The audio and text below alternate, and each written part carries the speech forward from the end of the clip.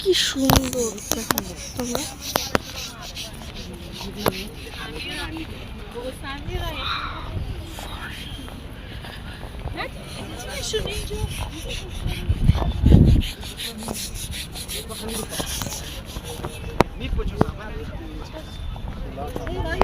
ভেতরে যদি ভিডিও করতে দেয় তাহলে আমি তোমাদেরকে গোটাটা দেখাচ্ছি, চলো।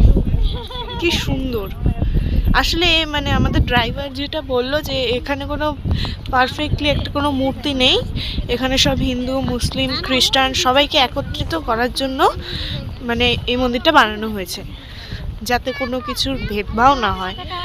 তো তার জন্য এখানে কোনো মন্দির নেই, মানে মন্দিরটার ভেতরে কোনো ঠাকুর নেই, তো একটা পুরো হল ঘরের মতো। দেখো আমি যদি পারি তাহলে ভেতরটা দেখাচ্ছি তোমাদের, চলো।